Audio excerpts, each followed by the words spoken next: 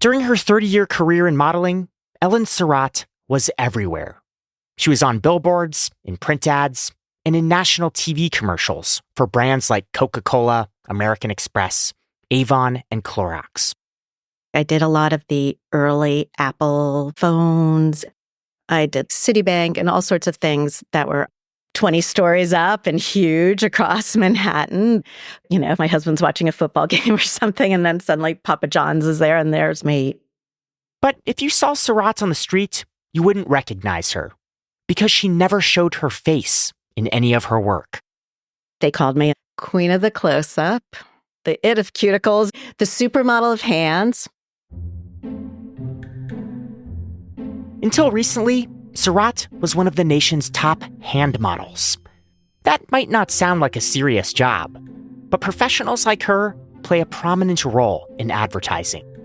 If you start paying attention, you see hands everywhere. You see hands on a lot of recipes, a lot of print ads for jewelry or nail polishes, commercials for food where the hands are in and out serving things. Nobody can have these picture-perfect hands unless you're taking care of your hands full-time. So a hand model always has to be called in if there's a close-up. It's a profession that requires flawless nail beds, extreme maintenance routines, and some serious lifestyle adjustments. But for those who can cut it in the business, there is no shortage of well-paying gigs.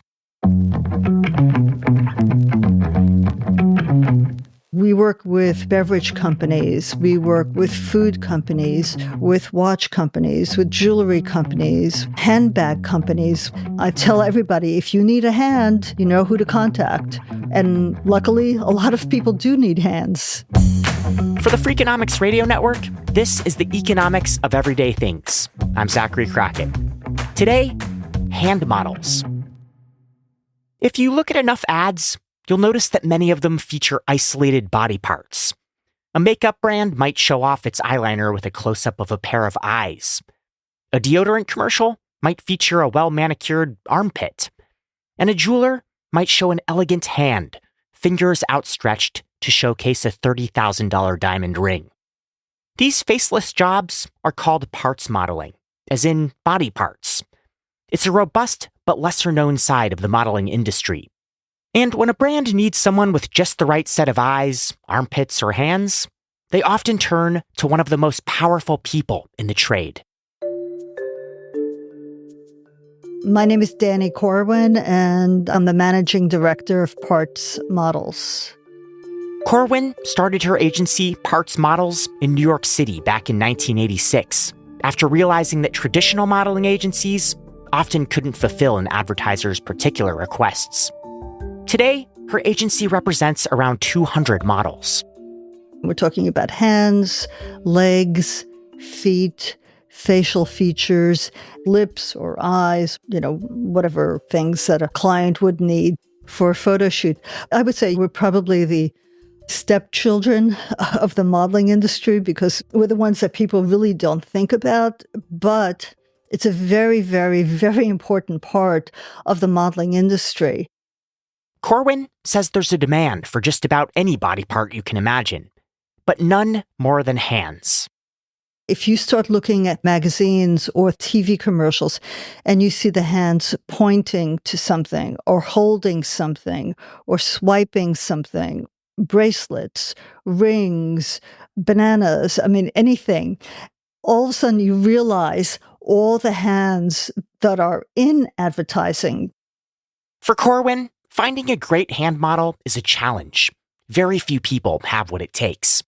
But years ago, when Ellen Surratt walked into her office, Corwin knew she was in the presence of a star.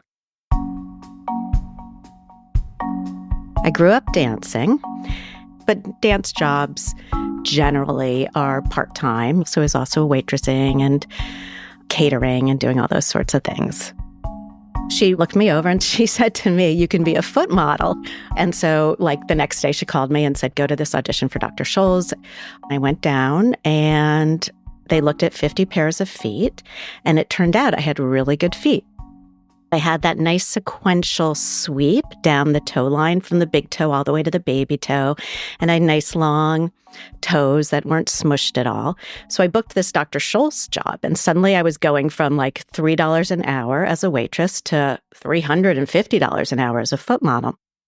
But Sarat soon realized that there were only so many advertisements featuring feet. The real money was in hands.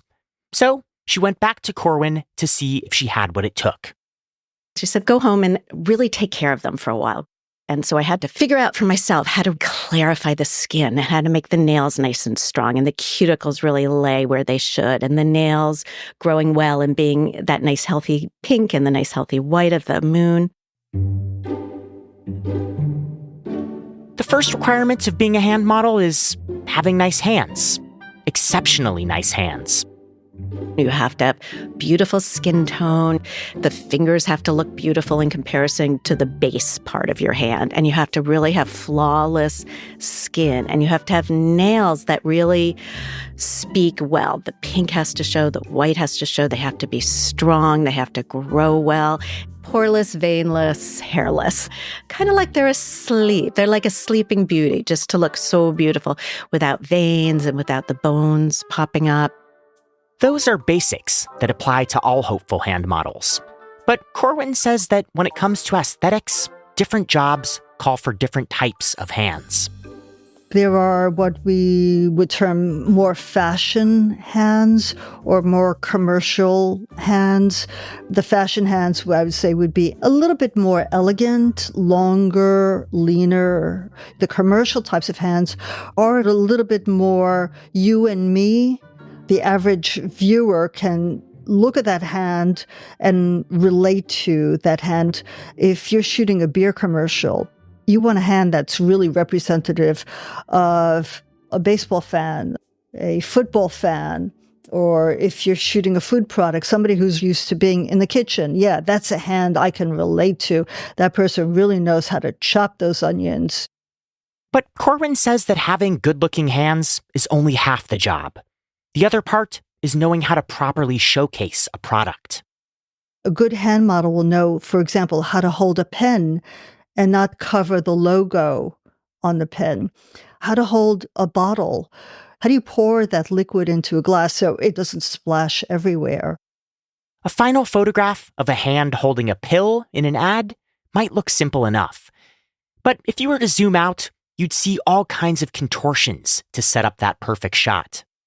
They'll say, okay, this is a pharmaceutical. You're going to be holding a Tylenol. But you get there and it's like, oh my gosh, to get into the position they need you to, you have to be hanging upside down with your hand backwards and being under the camera. You have to be able to sort of think upside down and backwards. You're being asked to hold a position and then do little tiny micro variations on that theme so that they can get a million different looks and angles and so on. So that's really much more about staying still and being able to do these little tiny manipulations. In the hand modeling world, there are certain recurring poses that models have to master. For starters, the sexy hand pose. If you look through a bunch of hand model portfolios, there's sort of like this graceful kind of sexy look that all hand models can do really easily.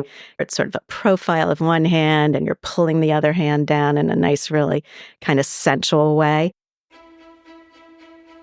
And then there's the so-called pizza pull, the moment in a commercial for Domino's or Papa John's where someone picks up a piece of pizza and it has that perfect cheesy resistance.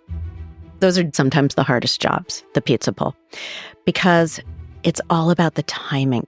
So the food stylists are trying to get the cheese just the right temperature.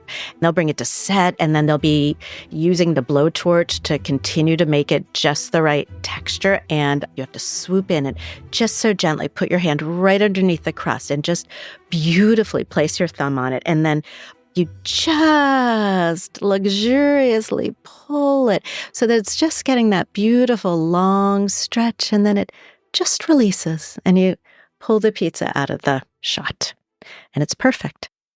It might seem like a pretty sweet gig to be paid hundreds of dollars to hold up over-the-counter drugs and pizza slices. But the hand model's job doesn't end when they leave the shoot.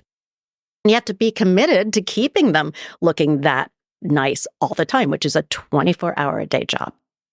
That's coming up.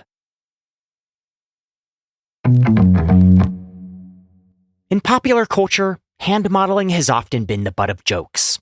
In the movie Zoolander, a model keeps his prized hand inside a hyperbaric chamber to prevent aging. And in an episode of Seinfeld, an agent recruits George Costanza for his hands, which leads him to start wearing protective oven mitts. Let me see your hands. You can look at them, but do not touch them. Ellen Surratt says there's actually a little truth in this comedy. Any little thing can happen, right? A dog or a cat or something can scratch you really easily. One little paper cut and you could lose a job. Even though her hand modeling days are mostly behind her, Surratt still goes to great lengths to keep her hands in top shape. I wear gloves all the time. I'm no spring chicken, we could say, but my hands look 20, 25. These are hands that have never been in the sun since I was in my young 20s. Do people ever ask you why you're wearing gloves, like at the grocery store? Like 1,000 times a day. So I'm very used to it. People either think I'm a germaphobe or I'm, maybe a little crazy. And she exercises extreme caution when it comes to routine daily tasks. I'm careful around sharp knives. I'm careful around boiling water. I'm careful around fire. I'm careful around the things like wine glasses breaking. That's a big one. I only use stemless wine glasses. I had a baby in the middle of my hand modeling career. All the bathing and stuff like that. My husband did most of that. In the event that something ever did happen to them, Surratt's hands were protected by an insurance policy. I did have Lloyd's of London for a while. It was like $1 million or something. So yeah, if I lost my hand, I was going to be able to use that insurance. If a hand model is willing to put in all of this time and work, they can see a pretty good payoff. Different jobs, you can get paid radically differently. The lower level jobs are usually working for the magazines, say $150 for a day, and your day could be 10 hours, right? You're there all day. You don't get paid too much, but you get these beautiful photographs. So that's really what all new hand models usually have to start that lower level and build up their portfolio. And then from there, you could do things like catalogs or pharmaceuticals where you might be getting paid $150 an hour or $200 an hour. And then it goes up from there to like $250 or $350 for big advertising campaigns. Working in video can be even more lucrative. Many serious hand models are members of SAG-AFTRA, a labor union that represents entertainers.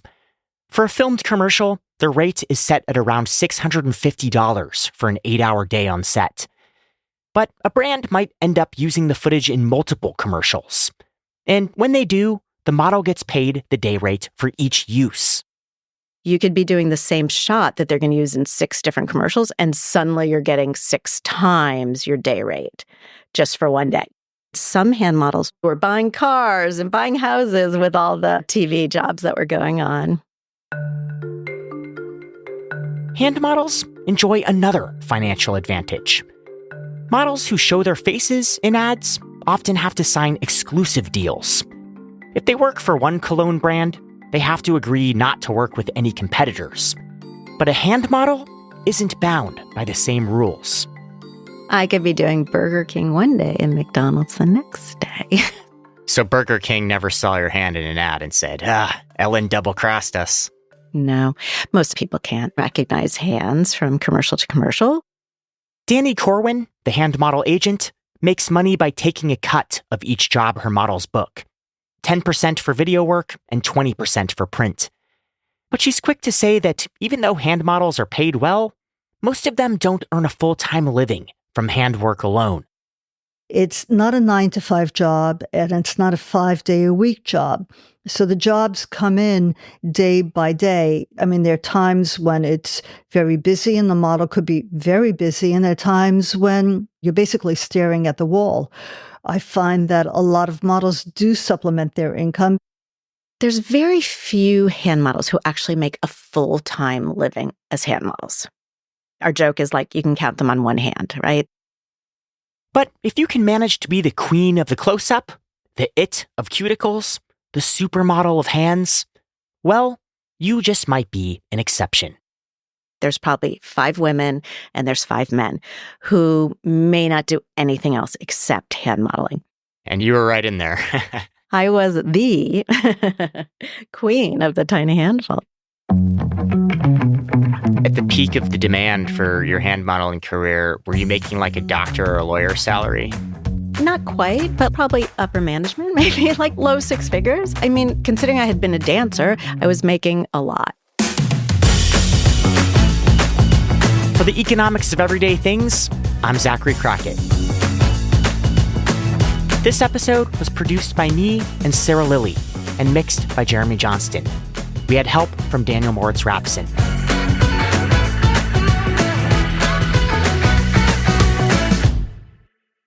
Do you ever scout people in public for their hands? I really have enough people coming to us that I don't have to go out on the street and say, hey, wait a minute, have you ever thought about being a hand model?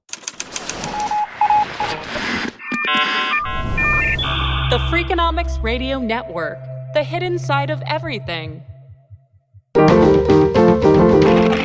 Stitcher.